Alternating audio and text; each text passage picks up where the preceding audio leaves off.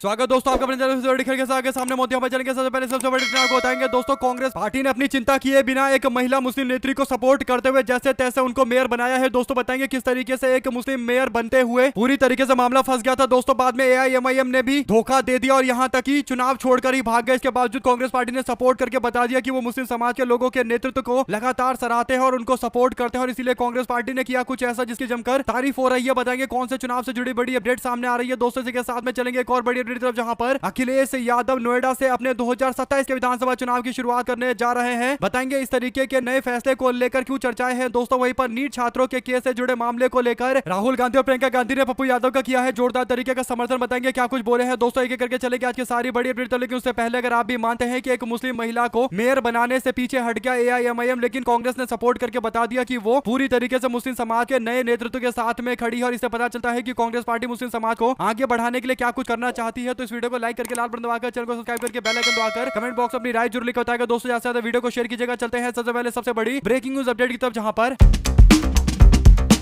महाराष्ट्र के अंदर मालेगांव एक ऐसा इलाका है दोस्तों जो काफी ज्यादा चर्चा में रहता है क्योंकि यहाँ पर ज्यादातर मुस्लिम आबादी है और ऐसे में जब मेयर चुनाव को लेकर वोट डाले गए दोस्तों तो आंकड़े जो थे उस हिसाब से इस्लाम पार्टी के पास 35 पार्षदों का समर्थन था, लेकिन उनको 43 पार्षदों का समर्थन चाहिए था। ऐसे में 8 पार्षद कहां से आए, इस बात को लेकर लगातार संघर्ष चलता रहा और एआईएमआईएम के पास 21 से ज्यादा पार्षद थे। अगर वो चाहते तो अपना समर्थन देकर मालेगांव के अंदर इस्लाम पार्टी की नसरीन बानो को चुनाव जितवा देते दोस्तों, लेकिन एआईएमआईएम ने फैसला लिया कि वो वॉकआउट करेंगे, यानी चुनाव में हिस्सा ही नहीं लेंगे और सामने शिंदे का उम्मीदवार मैदान में उतरा हुआ था। तो ऐसे में नसरीन बानो को कौन चुनाव जिताता, इसे लेकर चर्चा हुई। बाद में समाजवादी पार्टी और कांग्रेस पार्टी दोनों ने हाथ उठाया दोस्तों। समाजवादी पार्टी के पास 5 पार्षद थे और कांग्रेस के पास 3 पार्षद थे। तीनों ने मिलकर समाजवादी पार्टी के 5 के साथ मिलकर यानी टोटल 8 ने मिलकर इस्लाम पार्टी की नसरीन बानो को चुनाव जितवा दिया दोस्तों। बड़ी बात यह है कि समाजवादी पार्टी को उप मेयर का पोस्ट मिला है, यानी डिप्टी मेयर का पोस्ट मिला है। कांग्रेस पार्टी को कोई पोस्ट नहीं मिला। इसके बावजूद कांग्रेस पार्टी ने नसरीन बानो को चुनाव जिताने का फैसला लिया और उसके बाद कांग्रेस पार्टी की जमकर तारीफ हो रही है। ऐसे में एआईएमआईएम से भी सवाल पूछे जा रहे हैं कि जब एक मुस्लिम महिला चुनाव लड़ रही थी तो एआईएमआईएम को अपना सपोर्ट करना चाहिए था। उन्होंने वॉकआउट करके एक ना शिंदे को फायदा पहुंचाने की कोशिश की, शिंदे की पार्टी को फायदा पहुंचाने की कोशिश की और इसके बाद अब एआईएमआईएम को जवाब देना चाहिए। आप लोग अपनी राय जरूर लिखकर बताएगा दोस्तों। ज्यादा से ज्यादा वीडियो को शेयर कीजिएगा। चलते हैं एक और बड़ी अपडेट की तरफ, जहां पर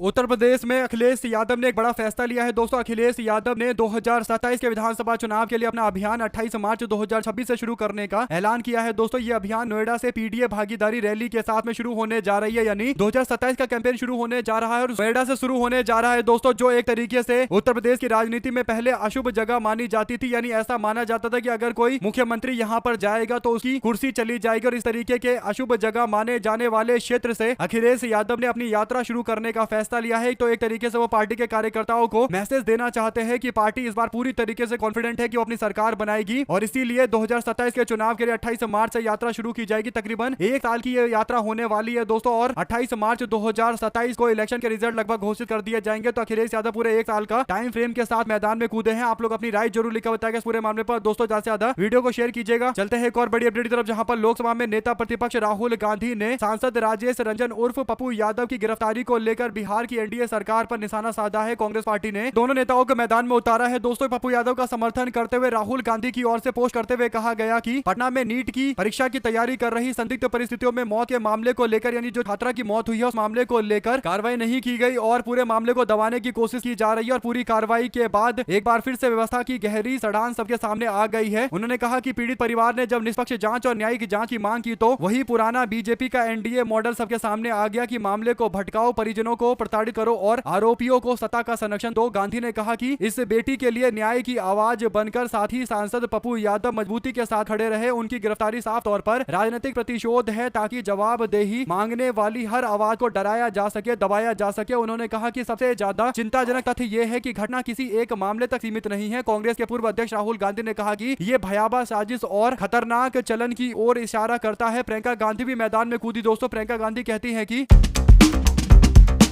पटना के हॉस्टल के अंदर नीट की तैयारी कर रही छात्रा के साथ रेप और हत्या का मामला झकझोरने वाला है और ये केस सामने आने के बाद सरकार का रवैया उससे भी ज्यादा खौफनाक है और एफआईआर करने से लेकर जांच और कार्रवाई तक सब कुछ संदिग्ध बना दिया गया और यह सब किसे बचाने के लिए किया गया, ये सवाल प्रियंका गांधी की ओर से पूछा गया दोस्तों। उन्होंने कहा कि हाथरस, उन्नाव से लेकर अंकिता भंडारी और पटना तक जहां भी महिलाओं के साथ अत्याचार होता है, बीजेपी की सरकारें पीड़िता को न्याय दिलाने की जगह आरोपियों के साथ खड़ी हो जाती है। इस केस में आवाज उठा रहे सांसद पप्पू यादव जी की गिरफ्तारी इसी असंवेदनशील रवैये की ओर संकेत देता है। भाजपा और उनके सहयोगी का एजेंडा स्पष्ट है, वे अन्याय और अत्याचार के साथ खड़े हैं। प्रियंका गांधी की इन्हीं बातों पर आप लोगों की जो भी राय हो दोस्तों लिखा जरूर बताएगा। ज्यादा से ज्यादा वीडियो को शेयर कीजिएगा। चलते हैं एक और बड़ी अपडेट की तरफ, जिसमें पप्पू यादव को देर रात उठाकर ले गई पुलिस दोस्तों। इसके बाद 2 दिनों के न्यायिक हिरासत में उनको भेजा गया है, यानी जुडिशियल कस्टडी में भेजा गया है और 31 साल पुराना ये मामला है जिस पर यह कार्रवाई की गई है। आप लोग अपनी राय जरूर लिखकर बताएगा अगर आप भी मानते हैं कि पप्पू यादव को परेशान करने की पूरी एक साजिश चल रही है और कहीं ना कहीं नीट वाले मामले पर यानी नीट छात्रा के हत्या के मामले को लेकर, संदिग्ध हत्या के मामले को लेकर यह पूरा बवाल किया जा रहा है ताकि पप्पू यादव आगे कोई सवाल ना खड़ा करे। लेकिन पप्पू यादव एक ऐसे नेता हैं दोस्तों जो पूरी तरीके से बिहार के तंत्र को एक्सपोज करके रख देते हैं और इसीलिए नेता उनसे काफी ज्यादा चिड़े रहते हैं। लेकिन राहुल गांधी और प्रियंका गांधी साथ में खड़े हैं। आप लोग अपनी राय जरूर लिखकर बताएगा। चलते हैं एक और बड़ी अपडेट दोस्तों, जहां पर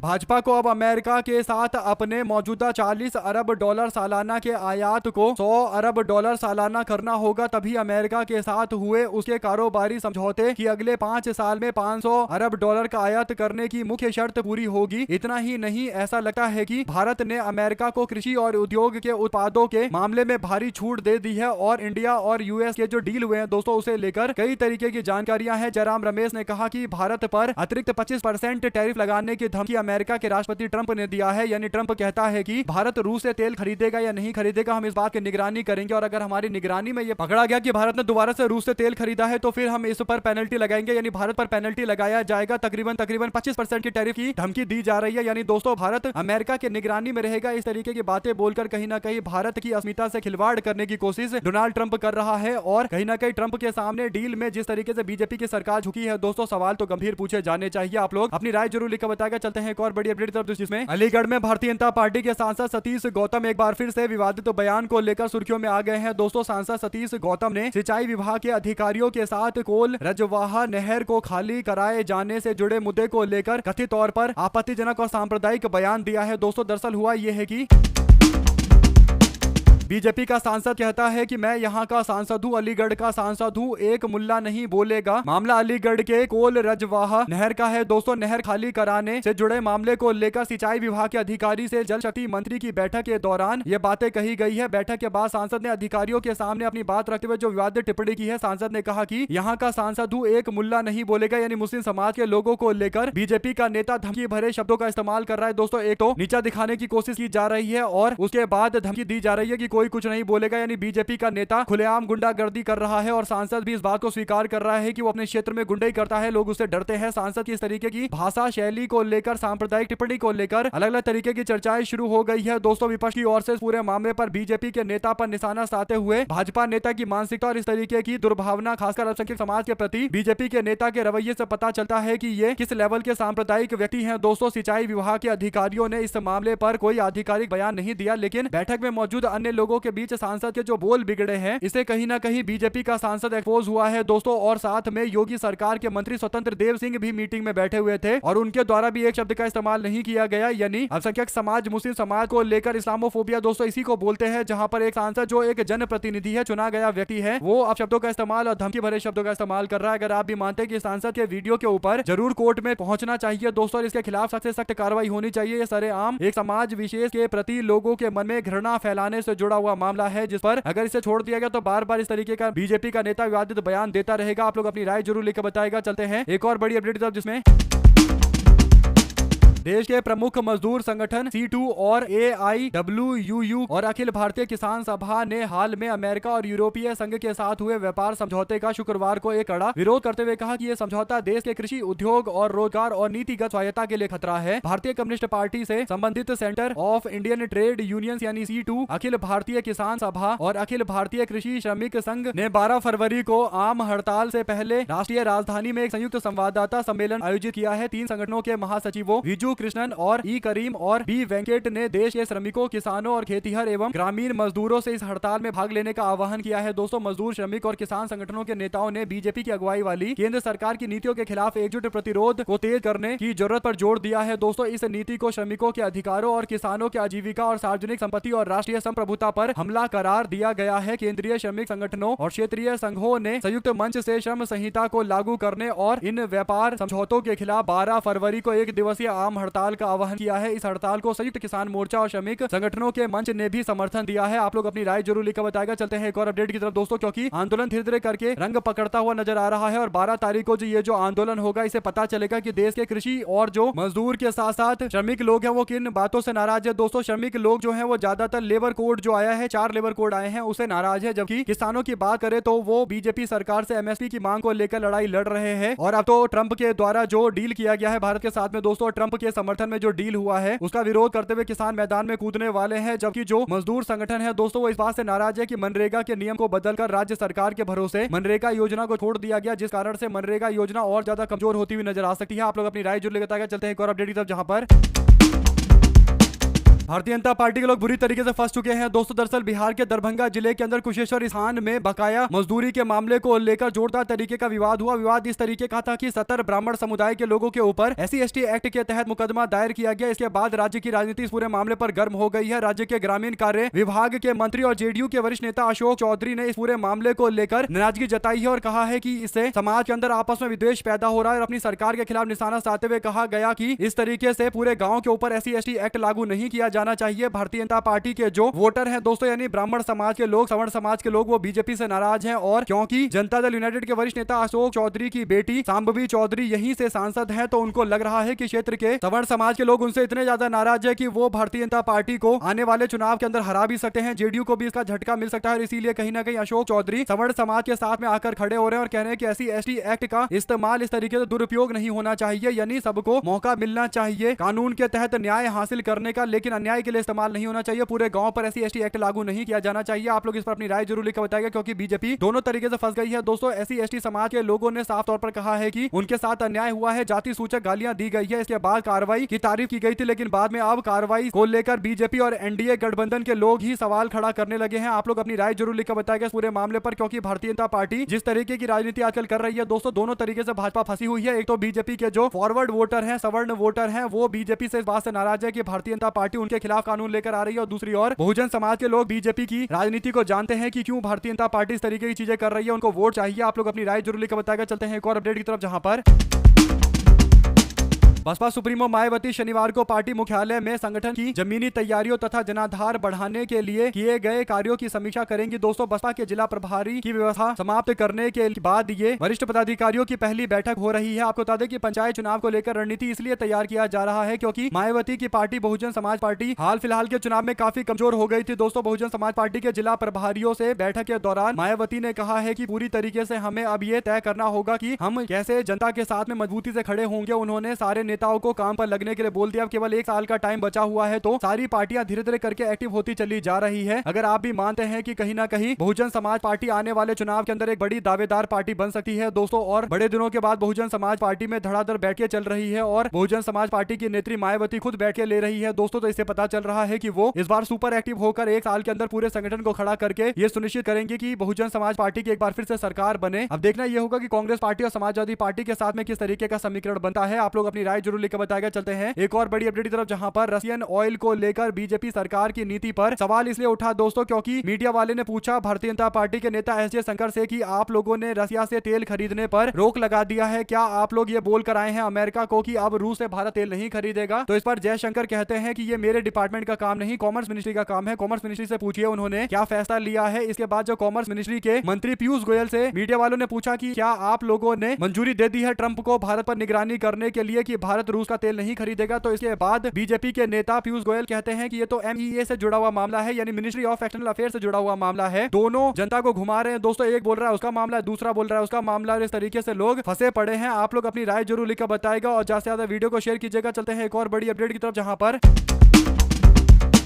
कर्नल सोफिया कुरैशी को लेकर दिए गए विवादित बयान के बाद सुप्रीम कोर्ट में सुनवाई। 2 दिन पहले प्रदेश के जनजातीय कार्य मंत्री विजय शाह ने एक बार फिर से माफी मांगा है दोस्तों। उन्होंने सोशल मीडिया पर वीडियो जारी किया है। शाह ने कहा कि पहले मैंने कई बार कहा कि मेरा ऐसा कोई उद्देश्य नहीं था कि मैं उनके खिलाफ कोई इस तरीके का विवादित बयान दूं। किसी महिला अधिकारी, भारतीय सेना या समाज के किसी वर्ग का अपमान करना मेरा उद्देश्य नहीं था। ये शब्द निस्संदेह मेरे भावना के अनुरूप नहीं थे। वे शब्द देशभक्ति के उत्साह और उत्तेजना और आवेश में मैंने बोल दिए थे। गलती के पीछे की भावना को अवश्य देखा जाना चाहिए। आप सब जानते हैं कि मेरी कोई दुर्भावना नहीं थी। यानी बीजेपी का नेता कर्नल सोफिया कुरैशी को लेकर दिए गए विवादित बयान पर अब जस्टिफिकेशन देता हुआ घूम रहा है। दोस्तों भारतीय जनता पार्टी के नेता पर सुप्रीम कोर्ट ने कहा था कि बीजेपी सरकार को फैसला लेना पड़ेगा, 2 हफ्ते में तय करे कि इन्हें किस तरीके से सबक सिखाया जाए। हालांकि दोस्तों मंत्री बार बार मामले को टालने की कोशिश कर रहे थे और बयान भी नहीं दे रहे थे। बाद में अब इनको माफी बार बार मांगनी पड़ रही है। कुल मिलाकर अब चौथी बार भी इन्होंने माफी मांग ली है दोस्तों। लेकिन मंत्री के खिलाफ कार्रवाई जरूर की जानी चाहिए, क्योंकि बहुत दिनों तक तो ये चुप रहे, कुछ बोल नहीं रहे थे, मामले को हल्के में ले रहे थे, लेकिन अब धीरे धीरे करके एक्सपोज हो रहे हैं। अपनी राय जरूर लेकर बताएगा। चलते हैं एक और बड़ी अपडेट की तरफ दोस्तों, जिसमें भारत और अमेरिका के बीच में हुए ट्रेड डील को लेकर कांग्रेस पार्टी ने कुछ सवाल पूछे हैं, जिसका जवाब बीजेपी वालों के पास नहीं है। जयराम रमेश बोलते हैं कि जो संयुक्त बयान जारी किया गया उसमें पूरी जानकारी नहीं दी गई, लेकिन जो बातें सामने आई है उससे यह साफ हो गया है कि नमस्ते ट्रंप जीत गए और हाउडी मोदी हार गए हैं। राजनाथ सिंह कहते हैं कि यह समझौता भारत के लिए कई बड़े फायदे लेकर आएगा। इसे जो निर्यात है, जो भारत से सामान बाहर भेजा जाता है, अमेरिका भेजा जाता है, उन सामानों की संख्या बढ़ेगी, यानी ज्यादा सामान बाहर भेजे जाएंगे। आपको बता दें कि ये पूरा मामला इसलिए बड़ा है दोस्तों, भारत और अमेरिका के बीच में व्यापारिक समझौते की रूपरेखा है और दोनों देशों ने अंतरिम व्यापार समझौते का ढांचा तैयार किया है। इस पर संयुक्त बयान जारी किया गया। इसे दोनों देशों के अंदर आर्थिक रिश्तों को लेकर नई दिशा में बढ़ने की संभावना और ज्यादा बढ़ गई है, ऐसा दावा राजनाथ सिंह कर रहे हैं। लेकिन जो योजनाएं हैं, जो फैसले लिए गए हैं, जो डील किया गया है, उसमें ऐसी ऐसी बातें हैं जिसे भारत का रोजगार और एमएसएमई सेक्टर पूरी तरीके से बर्बादी के कगार पर आ सकता है। दोस्तों जयराम रमेश ने 5 बातों पर जोर दिया। उन्होंने कहा कि 25% टैरिफ लगाने की धमकी हमको दी गई और उन्होंने कहा कि भारत अमेरिका से आने वाले कृषि उत्पादों पर जो आयात शुल्क, यानी जो बाहर से सामान मंगाया जाता था, किसान से जुड़ा हुआ सामान, उस पर पहले लगभग 10%, 12% या और ज्यादा टैक्स लगता था, टैरिफ लगता था, अब उसको घटाकर 0% कर दिया गया है। इसके बाद आगे बोला गया कि अमेरिका से आयात हर साल 3 गुना तक बढ़ सकता है, यानी अमेरिका से आने वाला सामान और ज्यादा बढ़ सकता है, क्योंकि भारत के अंदर टैक्स कम लगेगा तो अमेरिका वाले और ज्यादा सामान भारत में भेजेंगे। और अमेरिका एक डेवलप कंट्री है दोस्तों, उसके पास बहुत पैसे हैं। आप लोग अपनी राय जरूर लिखकर बताएगा। चलते हैं एक और बड़ी अपडेट की तरफ, जिसमें